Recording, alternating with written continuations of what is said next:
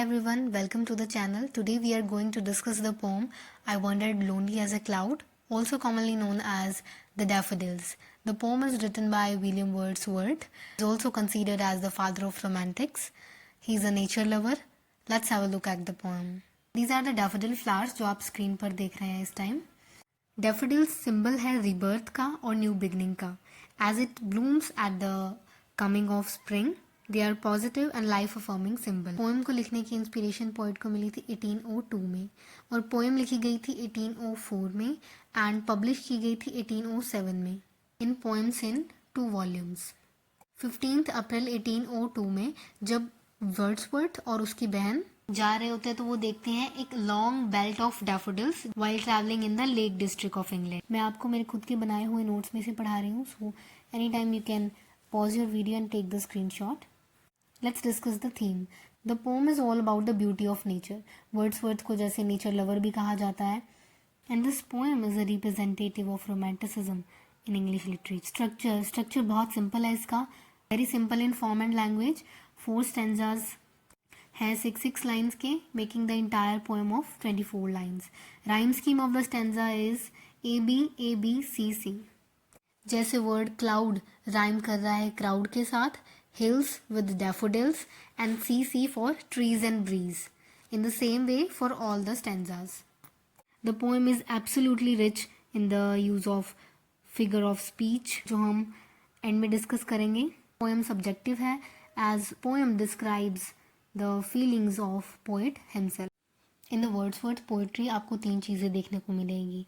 First, observation, then recollection, third expression.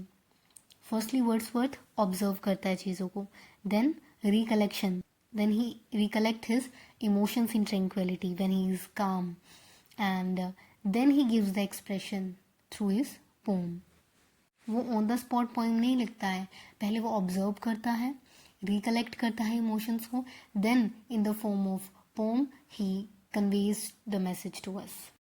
Spontaneous overflow of powerful feelings recollected in tranquility. Spontaneous that is unforced, जो अपने आप से हो, उन feelings का overflow, powerful feelings का, जो वो recollect करता है tranquility. Tranquility means a state of being calm. आप देख सकते हैं किस तरह वो एक ordinary flower daffodil को एक philosophical observation देता है poem में. He makes philosophical observation out of a simple experience. I wandered lonely as a cloud that floats on high over vales and hills. When all at once I saw a crowd, a host of golden daffodils, beside the lake, beneath the trees, fluttering and dancing in the breeze. Poet बताता है कि वो aimlessly घूम रहा था एक बादल की तरह, hills और valleys के ऊपर लेक डिस्ट्रिक्ट की, जब अचानक उसने भीड़ देखी. किसकी भीड़ देखी? फ्लावर्स की. मीन्स उसने अचानक बहुत सारे डैफोडिल फ्लावर्स को देखा एक लेक के पास, पेड़ों के नीचे. Fluttering and dancing in the breeze, जो ऐसे लग रहा था जैसे वो हवा में डांस कर रहे हों. The flowers are waving and dancing in the breezy atmosphere. First line में फिगर ऑफ स्पीच यूज हुआ है सिमिले, और एक और है पर्सोनिफिकेशन, क्योंकि यहाँ पर क्लाउड को as a human being show किया गया है, who is wandering lonely. Poet ने खुद को एक क्लाउड से कंपेयर किया है. क्लाउड जैसे एमलेसली कहीं भी जा सकते हैं, उसी तरह से पोइट भी एमलेसली उस लेक डिस्ट्रिक्ट में ट्रैवल कर रहा है. थर्ड लाइन में भी एलिट्रेशन है. When all at once, the sound is same. When all at once, तो एलिट्रेशन है यहाँ पर. और देन अगेन डैफोडिल्स के लिए क्राउड वर्ड यूज हुआ है, उन्हें ह्यूमन बीइंग से कम की तरह दिखाया गया है. Then again personification is there. Fifth line में भी B sound, beside the lake, beneath the trees. Sixth line में अगेन पर्सोनिफिकेशन है. Move to the next stanza. Continuous as the stars that shine and twinkle on the Milky Way, they stretched in a never-ending line along the margin of a bay. 10,000 I saw at a glance, tossing their heads in sprightly dance. इसमें poet flowers को stars के साथ compare करता है कि flowers इतने ज़्यादा हैं जितने मिल्की वे में स्टार्स हैं। Milky Way you know it's a galaxy. और वो फ्लावर्स कहाँ पर हैं? Along the margin of the bay. Real life में जो ये बे का नाम है Glencoyne Bay at Ullswater, it is the real place in the Lake District, जिसकी वर्ड्सवर्थ यहाँ बात कर रहे हैं कि वहाँ पर वो एक साथ 10,000 फूल देखता है डैफोडिल के। ऐसा लग रहा है कि जैसे उन्होंने पहले इतने कभी फूल इकट्ठे नहीं देखे हैं। एट अ ग्लांस, वो भी एक नज़र में उन्होंने इतने फूलों को देखा।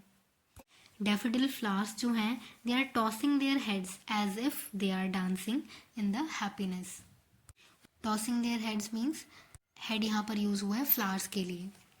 फ्लावर्स इस तरह से लहरा रहे हैं जैसे वो खुशी से झूम रहे हों। यहाँ फर्स्ट लाइन में यूज़ हुआ है as, so, simile is there. 10,000 I saw at a glance. Hyperbole is there. In their heads in sprightly dance, personification. The waves beside them danced, but they outdid the sparkling waves in glee. A poet could not but be gay. In such a jocund company I gazed and gazed, but little thought what wealth the show to me had brought. इतने cheerful environment में waves जो हैं वो भी dance कर रही हैं, but जो फ्लावर्स हैं, डैफोडिल्स हैं, वो उससे भी ज़्यादा खुश हैं और उससे भी ज़्यादा डांस करते हुए दिखते हैं। फर्स्ट लाइन में दे जो है वो फ्लावर्स के लिए यूज़ हुआ है, डैफोडिल्स के लिए। अपनी अच्छी कंपनी के साथ वर्ड्सवर्थ जो है खुश है। Having such a cheerful companion like daffodils, the poet Wordsworth can not help being happy. ये वर्ड है वो 2 बार यूज़ हुआ है। Why not 1 time, 2 times to indicate that how charmed the poet was, that he gazed and gazed, that he was so lost in the beauty of daffodils that he forget about his surroundings. He was constantly gazing at the flowers, the beautiful environment, their company, and little thought means he totally forgot about the surroundings. What wealth they show to me had brought. इसमें कौन सी wealth की बात हो रही है? The wealth is the happiness, वो pleasant memory जो लंबे टाइम तक इंजॉय करेगा, दैट इज द वेल्थ। कि डैफोडिल्स ने उसे क्या वेल्थ दी है, वो इस टाइम उसके बारे में नहीं सोच पा रहा है, बट लेटर ही will realise in tranquillity. For oft when on my couch I lie in vacant or in pensive mood. Pensive means when you think deeply about something serious. They flash upon that inward eye.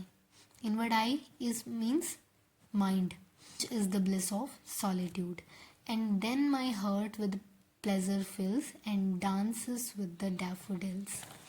ये कहा जाता है कि ये जो line है they flash upon that inward eye which is the bliss of solitude, कि ये लाइन जो है वर्ड्सवर्थ की childhood friend and future wife Mary Hutchinson ने लिखी थी।